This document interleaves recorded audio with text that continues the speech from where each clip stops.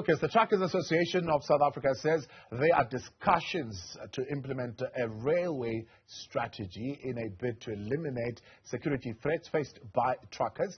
This, of course, in recent past, we've seen the torching of trucks on our roads. There's security issues as well as accidents that involve trucks on our roads. The aim there of this intervention is to reduce that kind of traffic congestion on the road network. Let's speak now to TASA President Mary Phadi for more insight on how their engagements are going. Good to have you, and thank you very much for coming on this evening. So, good evening, Thabo and the viewers. So, I mean, if we look at it, we read that the N2, the N3, one of our busiest freight routes in the country, if you look at just the N3, it says it sees about 6,000 trucks of goods on a daily basis. The Department of Transport said we want to reduce that by 10%. They were not very committal in terms of the strategy. You are coming back and say we can reduce it by as much as 20%. That's about 1,200 trucks off the roads on the N3 alone if we were to look at that. How do you come up with that number? Is it just a number that you kind of estimate, or is there a calculation that goes into it in your engagements as to how you will approach that? Look, from the private sector, that will be possible because Transnet will then give a locomotive, and we will be bringing the bogies and the trailers to convert to hook and haul.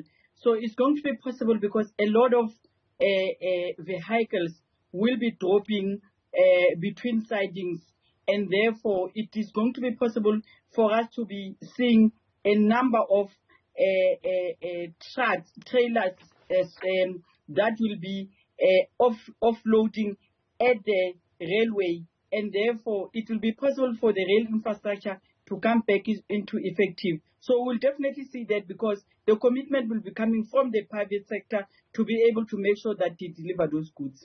So how much is the private sector committing to this? Because one of the clusters that would have a positive impact on this model transition from road to rail and ensure its efficiency, the one critical measure is the investment. We know over the years the public sector has been investing very poorly in terms of the rail infrastructure. So what is the private sector committing to as far as investment is concerned? We are bringing in investment because Transnet has got an agreement with Railrunner, and therefore Railrunner has put in TASA as director to the project. So therefore we are sitting with a capital that will be able to bring this solution of the challenges that we see from time to time, whereas there is number of trains that will be supposed to be moving in South Africa and they are stuck. So this project itself, it will be coming from the private sector. We are not going to be depending on the government to be able to assist us to make sure that we get everything in place. So how are you going to practicalize that? Are you going to be investing in rolling stock yourselves? Are you going to be investing in the rail infrastructure yourselves? Are you going to be putting the security yourself as a private sector? How are you going to practicalize this? Look, we will be bringing all those, projects together, Thabo, especially with the fact that security is going to be a major thing to the whole process. We are going to bring it because we'll be running an operation that will be saying that we will be controlling our own product, an operation that will be saying we'll be making sure that we deliver on time. So for us, it's going to be rent and cents compared to what the government is doing now, because they don't see value in what the current infrastructure is at the moment. But as a Railrunner South Africa, it will be at our own interest to make sure that the infrastructure is in place. So therefore, we will be bringing money of making sure that everything is going to be in place, and that money is currently available. our time now is that the government must be able to say, you must start and not delay us by discussing policies that are not taking us anywhere. Yeah. Interesting, because I was coming to that, because I'm listening to you and you're saying the money is there, but generally when these things happen in the private sector that says the money is there, the one issue that you're going to come across is the policy and regulatory framework that allows private sector to bring its money into what is a state-owned entity. So that is cluster number 2. That is a hurdle that you need to overcome. The policy and regulatory framework that obviously needs to change to allow you to bring your money in there. How far is that engagement, and how concrete do you think it looks?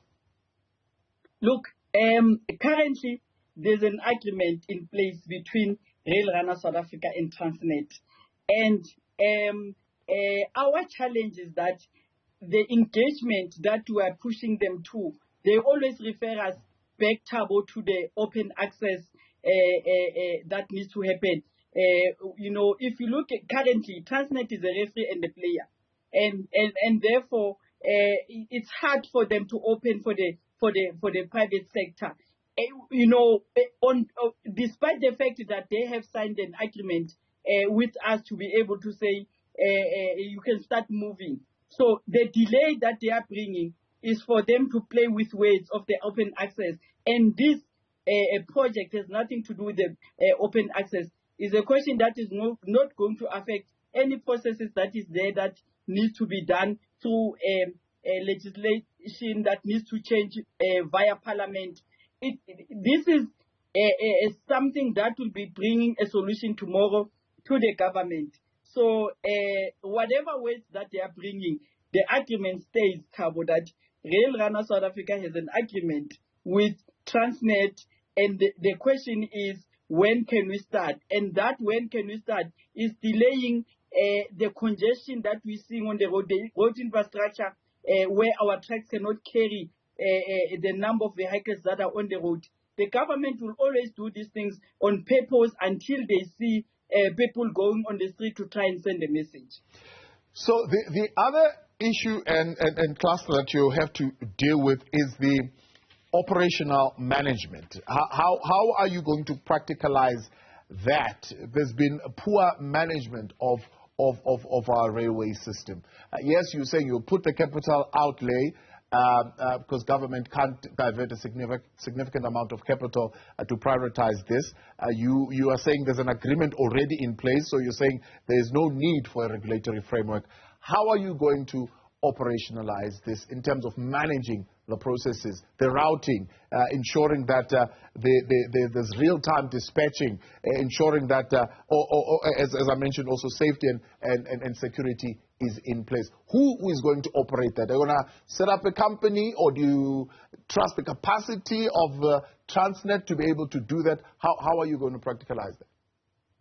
Look, in the agreement itself, it says that Transnet is going to co-own Rail Runner South Africa. So at the end of the day, it's going to be both a commitment from the government as well as from the private sector. So that will have a solution when we get to be involved, because remember, Thabo, they are bringing a locomotive and we are bringing the wagons, we are bringing a train. So we need to manage our own. So therefore, it's going to be difficult for them to try and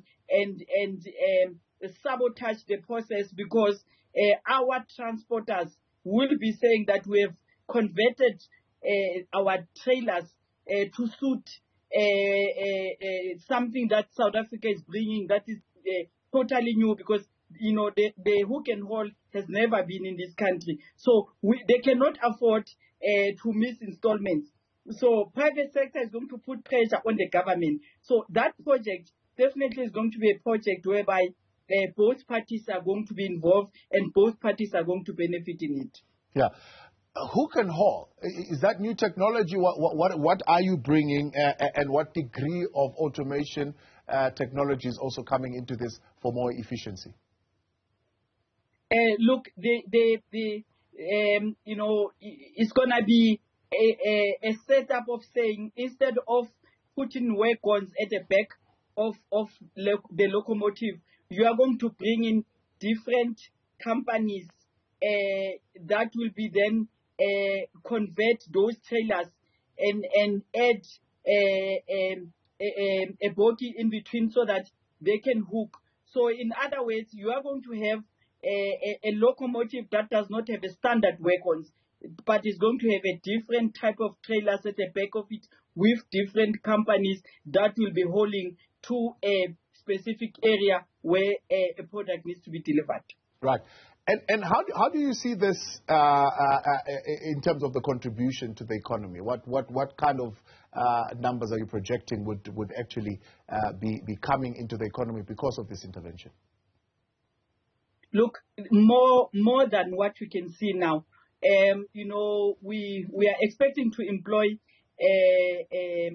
more than 2,000 people, and beyond that, it's going to assist because a lot of drivers that have to go and stand in the queue, they are going to reduce their hours by just bringing it to the nearest siding between a warehouse and the station itself. And also, we are going to see this thing bringing a new technology in South Africa. We are aware we have a relationship with Rail Runner USA. We've got a relationship with Rail Runner India. This is where we sit. I represent in that space. All those benefits are going to see our country thinking differently. The technology that we'll be bringing is going to challenge everyone. We are going to be saying to the rail industry, we don't look the way we used to look. So therefore, the technology that is coming is going to create employment, and the people that will be working there is going to add on employment without touching the current rail that the government is using. Because if you look at, for example, the train that must go down to KZN, only 2 is running, Thabo. And if we come into the party, we need to multiply that and increase, because that railway can be able to be ran by more than a few trains. So therefore, the people that will be operating that are the people that will be getting opportunities without losing any driver currently that we have that is currently driving in our own companies. So from what I'm hearing you say, you are waiting for them to work out their wedding on this open access issue, and once they get their words right, you are ready to push play. Which corridors? What we are saying in simple terms is that they are delaying the true reflection of a South African brainchild that is going to bring the food on the table, that is going to change the way we transport, that is going to release congestion, that is going to reduce security in our country, that is going to assist in the border post, that is going to see to it that the SADC region manage to be effective more than the current infrastructure that the government has. Yeah. Which corridors will immediately see the impact of this? Cape Town and KZN. Cape Town and KZN will be most affected. Right, Sis Mary, appreciate your time. Thank you very much for coming on and that clarity there. That's Mary Phadi, President of the Truckers Association of South Africa. As you're hearing there, they are ready to push play and go ahead